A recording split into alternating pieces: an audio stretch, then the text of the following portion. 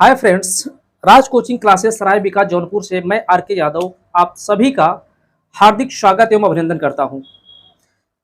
आइए एक छोटी कहानी के माध्यम से हम कुछ सीखने का या समझने का एक चीज हम प्रयास करते हैं। अभी अगर हाल ताज में देखा जाए अभी अगर देखा जाए तो अक्सर स्टूडेंट्स से ये शिकायत आती है या ये हम लोगों को देखने को भी मिलता है कि अगर ये सब्जेक्ट हमारे पास होता तो हम अच्छे से पढ़ाई कर लेते, अगर अमुक कोई बुक हमारे पास में अगर होती तो हमारी पढ़ाई अच्छे से हो जाती, या और कोई संसाधन अगर हमारे पास होता तो हम अच्छे से पढ़ाई कर लेते। लेकिन जो बुक उनके पास, जो संसाधन उनके पास में है, उसका वो भरपूर उपयोग नहीं करते, बल्कि जो उनके पास में नहीं है उसी की इच्छा हमेशा वो जाहिर करते रहते हैं। तो इसी से रिलेटेड आज मैं आपको एक कहानी बताने चल रहा हूं कि अगर आप निगेटिविटी से भरे हुए होंगे, निगेटिविटी अगर आप में होगी तो आप हमेशा बहाने खोजेंगे, और जरा सी भी अगर आपके अंदर पॉजिटिविटी होगी तो आपके पास जो कुछ भी है, जो भी संसाधन अपने पास में है, आप उसी को अच्छी तरह से यूटिलाइज करके आप अपने टारगेट, अपने गोल को आप अचीव कर लेंगे। तो आइए एक छोटी सी कहानी के माध्यम से हम ये सब समझने का प्रयास करते हैं। बहाने बनाना हम छोड़ें, जो कुछ भी हमारे पास है उसका सही तरह से यूज करके अपने लक्ष्य की तरफ, अपने गोल की तरफ, अपने टारगेट की तरफ हम आगे बढ़े। कहानी यूं है कि एक आदमी था, उसे अपने घर से शहर काम करने के लिए जाना पड़ता था। उसका डेली का रूटीन था, सुबह उठता था, नाश्ता वगैरह करके अपनी टिफिन लेकर के घर से शहर के लिए चल जाया करता था।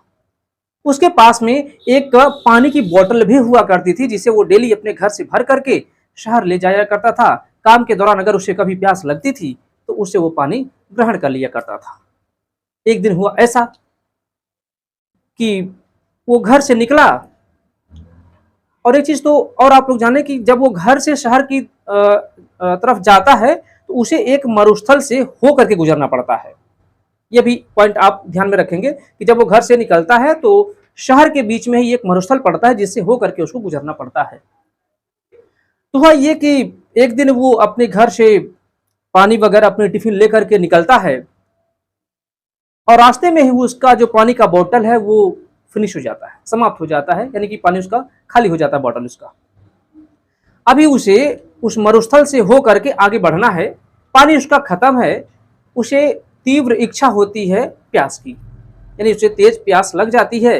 उस मरुस्थल से होकर के भी उसे आगे जाना है, और मरुस्थल थोड़ा बड़ा था और दूर दूर तक उसे कहीं भी पानी नजर नहीं आ रहा था।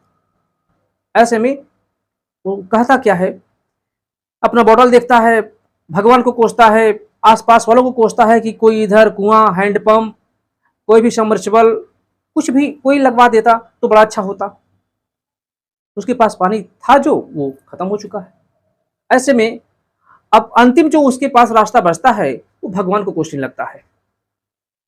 ये रे भगवान, आप सब कुछ दुनिया में बनाए तो बनाए, ये मरुस्थल क्यों बना दिए जहां न पेड़ है, न पौधे हैं, न पानी है, न कोई रहने के लिए लोग हैं, और मुझे बहुत तेज सी प्यास लगी है, मैं यहां पानी कहां पाऊं। तो ऐसा वो कोस रहा है भगवान को ही, कोसते कोसते।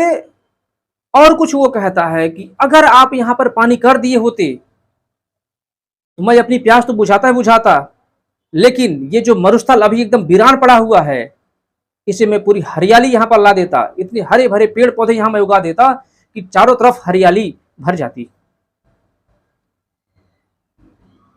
ऐसा वो कह कि भगवान को कोस रहा है। भगवान को भी उसकी बात सुनाई पड़ रही है, और भगवान भी उसकी परीक्षा लेना चाहते हैं, उसकी परीक्षा भगवान भी लेना चाहते हैं। वो जैसे ही ऊपर करके भगवान को कोस रहा है, कह रहे भगवान अगर आप यहां पर पानी दे दिए होते तो मैं यहां पेड़ पौधे लगा लेता, पेड़ पौधे लगाता, और जो अभी ये वीरान पड़ा हुआ है इसे मैं हरे भरे पेड़ पौधों से पूरा भर देता। जैसे ही ऊपर से सर वो अपना नीचे करता है, देखता है कि उसके सामने ही एक गहरा कुआं है, और वो कुआं पानी से पूरा भरा हुआ है। देख करके तो एक बार बड़े आश्चर्य में होता है, लेकिन भगवान पर उसे पूरी आस्था थी, पूरी आस्था थी। उसे लगा कि हाँ, भगवान हमें ये कुआं दिए हुए हैं। अब इतना निगेटिव पर्सन वो है, उसे कुआं मिल गया, कुएं में पानी मिल गया, फिर वो बहाने बना रहा है। अरे भगवान, आपने तो मुझे कुआं दे ही दिया, पानी इसमें दिया, मैं इसमें से पानी निकालूंगा कैसे? वो तो साधन हमको दीजिए। जैसे अपना सर ऊपर से नीचे की तरफ करता है, भगवान फिर उसे संसाधन देते हैं। जैसे वो नीचे की तरफ देखता है, उसे एक रस्सी और एक बाल्टी वहां पड़ी हुई दिखाई देती है। अब देखिए, एक निगेटिव माइंड कैसे सोचता है, उसे जितने संसाधन मिल जाते हैं उतने बहाने बनाने लगता है। अभी उसे कुआं मिल गया, बाल्टी मिल गई, रस्सी मिल गई, लेकिन अब फिर से बहाने बना रहा है कि अरे भगवान, अगर ये कुएं में से मैं पानी निकालूंगा रस्सी के सहारे, तो मैं ये इतना विशाल, इतना वीरान मरुस्थल है, जगह जगह मैं पेड़ लगाऊंगा, तो उन पेड़ों तक अगर मैं पानी लेके ऐसे डेली आता जाऊंगा तो मैं तो थक जाऊंगा। तो कोई एक साधन भी देना चाहिए आपको, ताकि मैं उस साधन से पानी उन वृक्षों तक, उन पेड़ों तक लेके जा सकूं, जिससे उनकी हरियाली बनी रहे, ताकि मैं उनकी सिंचाई कर सकूं। ऐसे में जैसे ही वो भगवान से ऐसा कह करके सर अपना नीचे करता है, तो पीछे उसके कुछ चहलकदमी सुनाई देती है, कुछ हलचल सी सुनाई देती है, हलचल सी होती है। जैसे वो पीछे मुड़ करके देखता है, तो देखता है कि उसके बगल में ही एक ऊंट खड़ा है। यानी भगवान ऊंट भी उसको दे दिए, भेज दिए उसके पास। अब वो आदमी काम अपना शुरू करता है। एक दिन काम करता है, दो चार पेड़ पौधे लगा लेता है। अगले दिन शुरू किया, चार पांच और लगा लिया, 8-10 पेड़ पौधे हो गए। तीसरे दिन लगाया, 4-6 पेड़ पौधे और लगाया, 15-20 की संख्या लगभग हो गई पेड़ों की।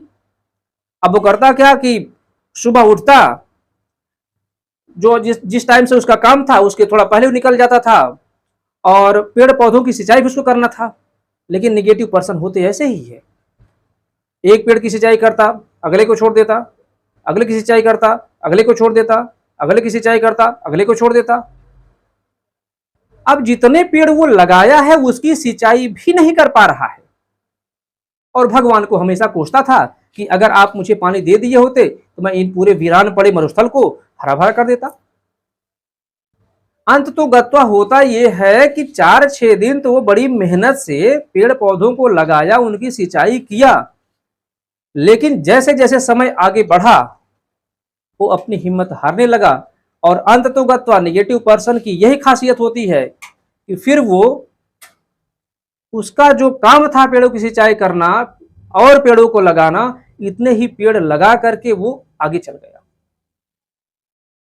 अब होता ऐसा था कि डेली का जो उसका रूटीन था कि वो अपने समय से थोड़ा पहले निकल करके पेड़ों की सिंचाई करता था, नए पेड़ लगाता था, अब वो वैसा फिर से नहीं कर रहा है। हो ये रहा है कि वो केवल बहानेबाजी मार रहा था और केवल भगवान को कोस रहा था, अपने काम पर वो ध्यान नहीं दे रहा था। जो कार्य या जो जिम्मेदारी वो भगवान से मांग रहा था, वो सब कुछ संसाधन उसको मिल गए, लेकिन फिर भी वो अपना काम अच्छी तरह से नहीं कर सका। तो दोस्तों, ऐसे हम सब के भी बीच ऐसे कभी कभी हम लोग भी फील करते हैं। ऐसा हमको करना नहीं है। हमारे पास जो भी संसाधन है, हमारे पास सीमित संसाधन है, तो हम सीमित संसाधन का ही उपयोग करके, उसका बेहतर उपयोग करके हम आगे बढ़ेंगे। अपने टारगेट को, अपना जो भी गोल, जो भी लक्ष्य हमारा है, उसको हम अचीव करने का प्रयास करेंगे। बहाने हम नहीं बनाएंगे, ऐसा हम सभी को करना है। उस व्यक्ति की तरह अगर हम भी निगेटिव पर्सन होंगे तो हमेशा भगवान को कोसते रहेंगे। दोस्तों, यही होता है कि वो इंसान भगवान को कोस रहा था और हम लोग भगवान रूपी अपने माता पिता को कोसते हैं। कभी हम ये कहते हैं कि हमारा बड़े इंस्टीट्यूट में अगर आप एडमिशन करवा दिए होते तो मैं ये कर जाता, मुझे बड़ी कोचिंग में मेरा एडमिशन करवा दिए होते तो मैं ये कर जाता। लेकिन दोस्तों, बड़ी कोचिंग में एडमिशन करा लेने से, बड़े विद्यालय में एडमिशन करा देने से अगर सभी लोग अच्छे हो जाते, अच्छा नॉलेज उनको हो जाता, तो बड़े स्कूल, बड़ी कोचिंग में भी बहुत से लोग पढ़ते हैं, सब के सब बहुत अच्छे हो गए होते। आज पूरी दुनिया सुधर गई होती, पूरा भारत सुधर गया होता। होता ऐसा बिल्कुल भी नहीं है। हम जैसा होते हैं, हमारी सोच जैसी होती है, हमारी दिनचर्या जैसी होती है, हमारा नेचर जैसा होता है, हम वैसा बनते हैं। इसलिए दूसरों को कोसे नहीं, आपकी जो जिम्मेदारी है उस जिम्मेदारी का पूर्णतः पालन करें, और जो भी सीमित संसाधन भी अगर आपके पास में है तो उस सीमित संसाधन का आप पालन करें। माता पिता जो कुछ भी आपको दिए हैं उसका सदुपयोग करके आप आगे की तरफ बढ़े और अपने लक्ष्य को आप प्राप्त करें। तो उस कहानी को कहने के पीछे यही मोरल हम सबको निकल करके आ रहा है कि उस व्यक्ति की तरह बहानेबाजी हम सबको नहीं करना है, अपनी जान नहीं छुड़ाना है, हम सबको अपनी जिम्मेदारी को समझना है और अपनी जिम्मेदारी को हम समझ लें, फिर हमारे पास जो भी संसाधन है उनका हम सदुपयोग करके आगे की तरफ बढ़ते रहे। उम्मीद है आपको ये कहानी अच्छी लगी होगी। आप सभी को बहुत बहुत धन्यवाद। आप लोगों ने अपना कीमती समय निकाल करके मुझे सुना। धन्यवाद।